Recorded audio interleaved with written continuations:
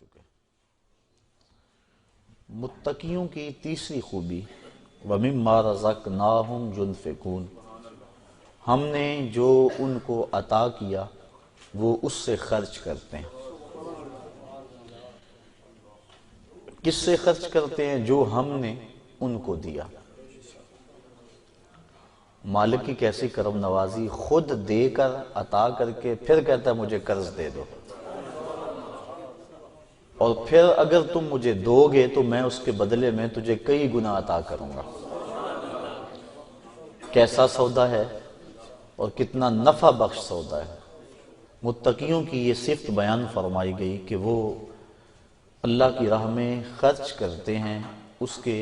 دیے ہوئے سے۔ قاضی بیضاوی رحمۃ اللہ تعالی علیہ فرماتے ہیں کہ یہاں صرف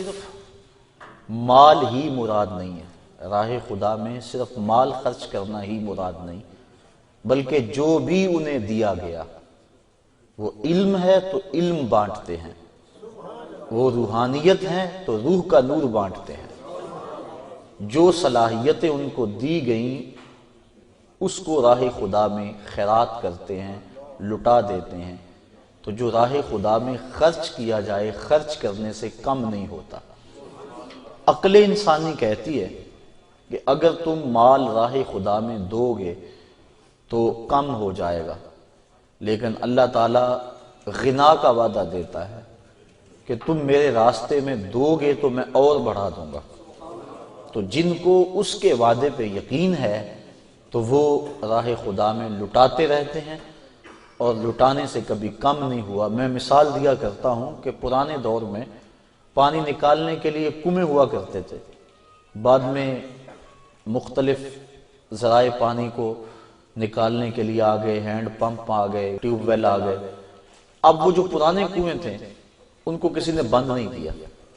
لیکن آج اگر کہیں جا کے کوئی کنواں پرانا موجود ہو کسی بستی میں، آپ جا کے دیکھ لیں، ایک تو ان کا پانی بہت گہرا ہے، دوسرا اگر نکالو گے تو متعفن اور بدبودار ہے۔ اس کو کسی نے بند نہیں کیا تو وہ خود بخود پانی رک کیوں گیا اور خود وہ متعفن اور بدبودار کیوں ہو گیا؟ تو جب کنواں اپنا فیض باہر دیتا تھا نیچے سے سوتے پھوٹتے تھے، جتنا باہر دیتا تھا اللہ روز اسے عطا کرتا تھا، اور جب اس نے باہر دینا چھوڑ دیا تو اس کو جو ملتا تھا وہ بھی بند ہو گیا، اس کے سوتے خشک ہو گئے، اب نہ اس میں تازگی رہی، نہ ٹھنڈک رہی، نہ برودت رہی، اور نہ اس کے اندر وہ پاکی رہی۔ تو اگر راہ خدا کے اندر دیتے رہو گے اللہ تمہیں عطا کرتا رہے گا، اور اگر ہاتھ روک لو گے تو پھر وہ جو مال رکا ہوا ہے، جس طرح کنویں کا رکا ہوا پانی متعفن اور بدبودار ہو جاتا ہے تو یہ مال وبال بن جاتا ہے، اور قیامت کے دن مختلف صورتوں کے اندر ظاہر ہوگا۔ سانپ کی صورت کے اندر بندے کو ڈسے گا اور کہے گا آنا کنزوں کا آنا مالوں کا، میں تیرا خزانہ ہوں، میں تیرا مال ہوں، جس کو تو سنبھال کے رکھا کرتا تھا۔ تو کتنے خوش نصیب وہ ہیں جو اپنے مال کو راہ خدا میں غریبوں پر، مسکینوں پر، بیواؤں اور یتیموں پر، دکھیوں اور بیماروں پر، مساجد پر، مدارس دینیہ پر، رفاع عامہ کے کاموں پر، اپنے دکھی بہن بھائیوں کی مدد کے لیے اپنے مال کو خرچ کرتا ہے۔ اللہ تعالیٰ جل شانہ نے اس کے لیے کتنی برکتیں اور رحمتیں رکھی ہیں، اور جب دیا ہوا ہی اسی کا ہے، اپنا تو کچھ تھا ہی نہیں۔ حضرت ابو دہدا رضی اللہ تعالیٰ عنہ ایک صحابی، جب یہ آیت کریمہ نازل ہوئی کہ من ذا الذی یقرض اللہ قرضا حسنا، کون ہے جو اللہ کو قرض حسنا دے، تو وہ حضور کی خدمت میں حاضر ہوئے۔ عرض کی حضور کیا اللہ نے واقعی ہم سے قرض مانگا ہے؟ فرمایا ہاں اللہ نے ہم سے قرض مانگا ہے۔ تو انہوں نے حضور کا ہاتھ پکڑا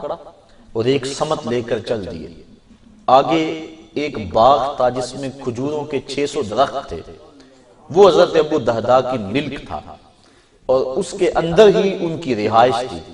کل اثاثہ اور سرمایہ ان کا وہی باغ تھا۔ تو پھر پوچھا حضور کیا اللہ نے واقعی ہم سے قرض مانگا ہے؟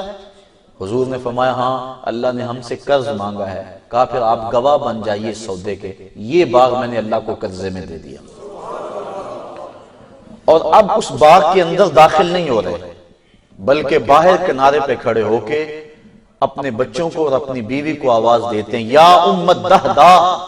اے دہدا کی امی بچوں کو لے کر جلدی باہر آ جاؤ، یہ باغ اب ہمارا نہیں رہا، میں نے اللہ کو دے دیا۔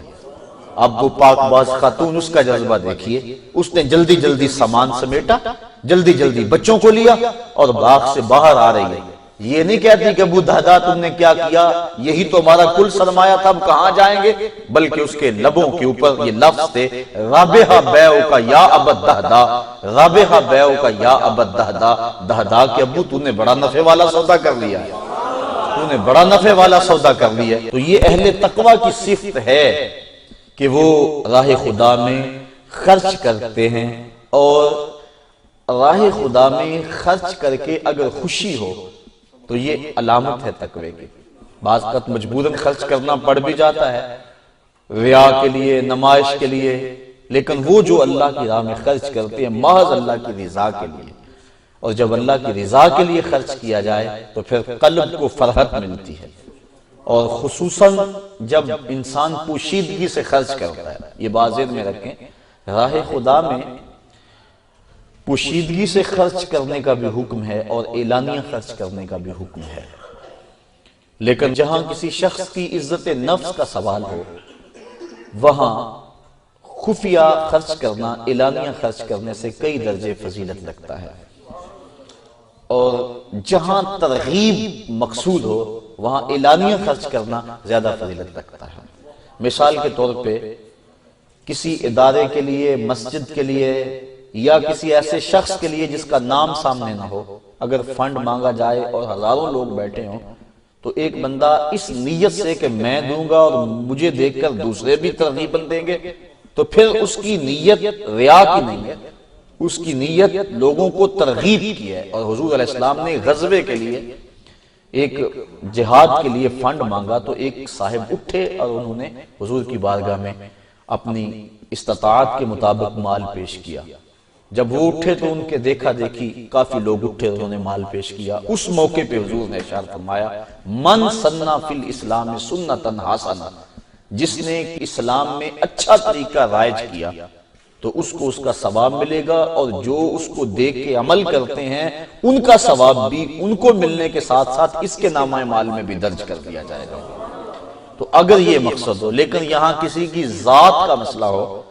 محلے میں کوئی غریب ہے، بیوہ ہے، یتیم ہے، تو اگر ان کو اعلانیہ دیا تو پھر ان کی عزت نفس مجروح ہوگی،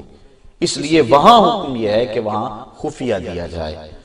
آج کل تو رواج بن گیا ہے نا کہ کسی کو عید کے موقع پہ آٹے کا ایک پیکٹ بھی دینا ہوتا ہے تو اخبار نویسوں کو بلایا جاتا ہے، فوٹوگرافر کو، کہ ہماری تصویر کھینچو اخبار پہ لگے کہ ہم غریب کو دے رہے ہیں۔ غریب کی غربت کا اشتہار لگایا جاتا ہے۔ اللہ کے محبوب علیہ السلام ارشاد فرماتے ہیں 7 اشخاص ایسے ہیں قیامت کے دن جب کوئی سایہ نہیں ہوگا اللہ انہیں اپنے عرش کا ٹھنڈا سایہ نصیب فرمائے گا۔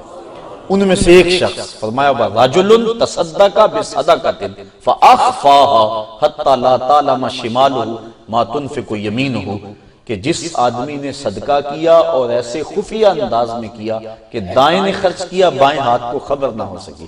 فرمایا قیامت کے دن جب دھوپ کڑک رہی ہوگی اور کسی کو کوئی سایہ نہیں ملے گا، ان 7 اشخاص میں سے ایک یہ شخص بھی ہے جس کو اللہ اپنے عرش کا ٹھنڈا سایہ نصیب فرمائے گا۔ تو خفیہ کسی کی اعانت کرنا ایک تو ریا کا شائبہ ختم ہو جاتا ہے، اور ویسے بھی ریاکاری کو شرک اصغر کہا گیا ہے۔ اللہ تعالیٰ قیامت کے دن ریاکار جب اپنے عمل کو پیش کریں گے، مالک میں نے فلاں عمل کیا، تو اللہ ارشاد فرمائے گا تم نے میرے لیے تو کیا ہی نہیں تھا، تم نے تو لوگوں کے دکھاوے کے لیے کیا تھا، ان سے داد لینے کے لیے کیا تھا، وہ تجھے مل گئی، جس لیے کیا تھا وہ تجھے حاصل ہو گیا، اب میرے پاس تیرا اجر تو نہیں ہے۔ تو آج ہمارا رواج ہو گیا کہ ہم مسجد میں پنکھا بھی لگوائیں تو تینوں پروں پہ اپنا نام ضرور لکھواتے ہیں، برائے صالح ثواب فلاں صاحب۔ اللہ کو نہیں پتا کس کے لیے دیا جا رہا ہے، ضرور لکھ کے لگانا ہے۔ باہر واٹر کولر نصب کرائیں تو اس کے اوپر نام ضرور لکھواتے ہیں کہ فلاں کی جانب سے صالح ثواب ہے۔ اللہ کو نہیں پتا کس کی نیت کی ہوئی ہے، یہ اللہ نیتوں کو جانتا ہے۔ تو اگر ترغیباً کسی کی نیت ہو تو پھر اس پہ اعتراض نہیں ہوگا، لیکن اگر اس لیے کہ لوگ کہیں کہ فلاں نے کیا ہوا ہے تو یہ ریا بن جاتا ہے، اور ریا کو شرک اصغر کہا گیا ہے، اور اس سے بچنے کی تاکید ارشاد فرمائی گئی ہے۔ تو وہ جو اللہ کی راہ میں خرچ کرتے ہیں متقیوں کی یہ تیسری صفت بیان